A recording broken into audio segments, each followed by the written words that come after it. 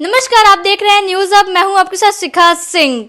अंबेडकर नाम लेने का फैशन हो गया है। 7 जन्मों तक भगवान का नाम लेंगे तो स्वर्ग प्राप्त होगा। ऐसा हम नहीं कर रहे हैं, ऐसा बातचीत करेंगे हमारे साथ माले के विधायक अमरजीत कुशवाहा जी हैं। उन क्या कुछ कहना है उनका। सबसे पहले आपके चैनल पर जितने दर्शक हैं सबको मेरा प्रणाम।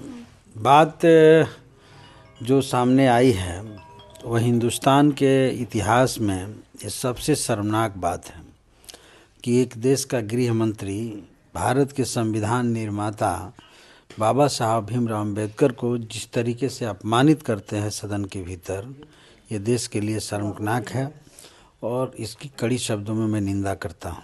तो सर स्वर्ग नहीं चाहिए आप लोग को? साथ ही साथ बाबा साहब अम्बेडकर का अपमान नहीं सहेगा हिंदुस्तान। अमित शाह को तत्काल इस्तीफा दे देना चाहिए। यह देश के सम्मान के खिलाफ है, लोकतंत्र और संविधान के खिलाफ। सर स्वर्ग नहीं चाहिए आप लोग को?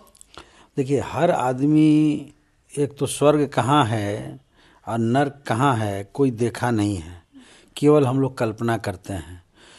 आस्था जिसका भगवान में है वो लोग भगवान को मानते हैं। लेकिन वो तो बोल रहे हैं ना 7 जन्मों तक स्वर्ग प्राप्त होगा। किसी को भगवान मानने से तो कोई मना नहीं करता है, लेकिन इन लोगों ने भगवान का जितना नाम लिया, भगवान को जिस तरीके से अपने राजनीति के लिए इस्तेमाल किया, आज भी वो सदन में नाम ले रहे हैं तो राजनीति के लिए इस्तेमाल कर रहे हैं। समाज को बांटने के लिए ही ये काम करने के लिए उन्होंने। समाज को बांट रहे हैं क्या सर? बिल्कुल बांट रहे हैं, नहीं तो क्या कर रहे हैं। और ये तो बाबा साहब अम्बेडकर के नाम जिस तरीके से अपमानजनक तरीका से उन्होंने लिया है, ये अम्बेडकर को जो फैशन कह रहे हैं। अम्बेडकर जी ने जो इस देश को दिया, संविधान दिया, लोकतंत्र दिया, उन्होंने महिलाओं को हक अधिकार दिया, दलितों पिछड़ों को हक अधिकार दिया, तो वो तो हमारे लिए भगवान के बराबर है ही। और जो आदमी इतना सब कुछ दिया, अगर बाबा साहब अम्बेडकर नहीं होते तो गरीबों को वोट देने का अधिकार नहीं होता, दलितों पिछड़ों को आज बोलने का अधिकार नहीं होता। तो ये सब कुछ जिन्होंने दिया, वो जिसको जो अगर देता है तो उसके लिए भगवान के बराबर है, तो क्यों नहीं नाम लेगा? आपको नाम लेने में अगर दिक्कत है तो आप नाम बोल रहे फैशन हो गया है तो बोलेंगे, उनको जो बोलना हो बोलेंगे। लेकिन मैं कह रहा हूँ कि आरएसएस की जो पॉलिटिक्स है, उस पॉलिटिक्स का जो ऊपर से आवरण ओढ़ा करके और कमरी ओढ़ करके लोग जो घी पीते रहे हैं, माने ऊपर से बाबा साहब अम्बेडकर का नाम भी लेते रहे हैं, संविधान चिल्लाते भी रहे हैं, और भीतर से संविधान को खोखला कर रहे हैं और बाबा साहब अम्बेडकर के विचारों की हत्या कर रहे थे। उस सारे जो इनके अंदर जो छिपा हुआ था वो उस दिन खुल करके सामने आ गया कि सच में ये क्या चाहते हैं। और इसलिए ये गोडसे के, हेडग्वार के, जो गांधी जी के हत्या करने वाले लोग हैं, उन लोगों के पक्षधर लोग हैं, ये संविधान विरोधी लोग हैं। ये तस्वीर जो है उस दिन के उनके वक्तव्य से उभर करके सामने आई है। चिराग पासवान और मांझी भी चुप्पी साधे हुए हैं। ये मैं साफ कहना चाहता हूँ कि इन लोगों को अपना स्थिति स्पष्ट करना चाहिए, चिराग पासवान को भी, जीतन राम मांझी जी को भी। और मैं तो कहूँगा कि हमारे बिहार के मुखिया आदरणीय नीतीश कुमार जी को भी इन सब चीज़ों पर अपना स्टेटमेंट देना चाहिए और अपना स्टैंड क्लियर करना चाहिए। कहाँ रहेंगे, कुछ बोल नहीं रहे, चुप्पी साधना इस बात का प्रूफ है कि बीजेपी की जो राजनीति है उस राजनीति को ये लोग मजबूत कर रहे हैं। तो तोड़ मरोड़ कर दिखा रहा है मीडिया। तो वो तो कोई वक्तव्य जो वो दे रहे हैं वो तो सब लोग सुन रहे हैं, वो कोई छुपा हुआ है नहीं, तो उसमें तोड़ मरोड़ के क्या दिखाया जाए। बल्कि तोड़ मरोड़ को तो राहुल गांधी के साथ जो किया जा रहा है वो तोड़ मरोड़ करके साजिश रचा जा रहा है। और अपने बचाव के लिए जितना ये लोग कर रहे हैं, एक तो ये लोग दलित विरोधी हैं, संविधान विरोधी हैं, लोकतंत्र विरोधी हैं। ये चेहरा जो इनका सामने आया है और उसके साथ जो लोग खड़े हैं वो घुमा फिरा करके इतिहास उनको भी माफ़ नहीं करेगी।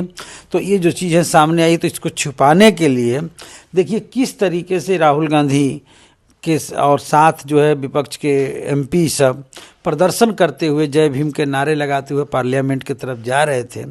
और ये लोग पहले से ही रास्ता रोकने की तैयारी में थे, लाठी लेकर खड़े थे और अपने जो है गिर करके साजिश करके और उनके ऊपर एफआईआर दर्ज करके उनको जेल भेजने की जो रचना रची जा रही है, यह बता रहा है कि ये लोग जो है किसी भी तरह के विरोध को बर्दाश्त करने की स्थिति में नहीं है।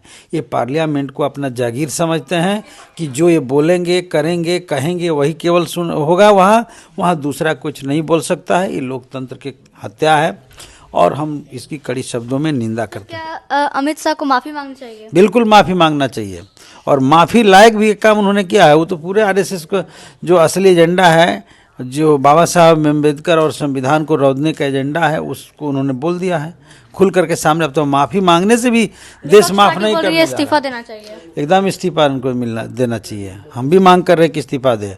कांग्रेस जो है, आरजेडी जो है, बार बार हमला कर रही है, बार बार नारा लगा रही है कि उनको इस्तीफा देना चाहिए। हम भी कह रहे हैं कि उनको इस्तीफा देना चाहिए और वैसे आदमी को वैसे पद पर रहने का हक अधिकार नहीं होना चाहिए। जिस पद पर वो बैठे हैं, एक संवैधानिक पद पर बैठ करके संविधान निर्माता और लाखों करोड़ों लोग, वही तो संवैधानिक पद पर बैठ करके और करोड़ों लोगों के हृदय में बसने वाले बाबा साहब अम्बेडकर देश के संविधान के निर्माता रहे हैं। इतने बड़े विद्वान आदमी को इस तरीके से अपमानित करना ये शोभा नहीं देता और इसके लिए माफ़ी क्या, उनको तो पद से हटना चाहिए निश्चित। अगर बीजेपी के पास सचमुच में बाबा साहब के प्रति अगर आदर की बात उनके अंदर है तो इनको पद से हटा दे। बीजेपी में से कोई कुछ नहीं बोला है? कोई नहीं बोलेगा। उस सब के सब जो है अम्बेडकर और बाबा साहब के विरोधी हैं, वो संविधान के विरोधी हैं। आप ये बताइए, अब आप शुरू कर रही हैं तो मैं बोलना चाहता हूँ कि इस देश में क्या हो रहा है। आज़ादी के 78 साल हो गए।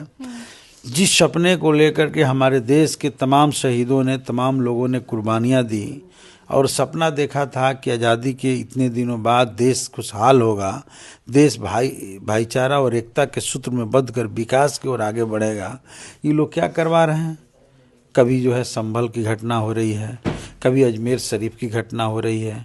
एक बात आई थी, आप जानते हैं कि 1947 में ही जो ये आया कि केवल अयोध्या को छोड़कर किसी भी मस्जिद, मंदिर या धार्मिक स्थल जिस रूप में है उसी रूप में रहेगा, उसमें कोई छेड़छाड़ नहीं की जाएगी।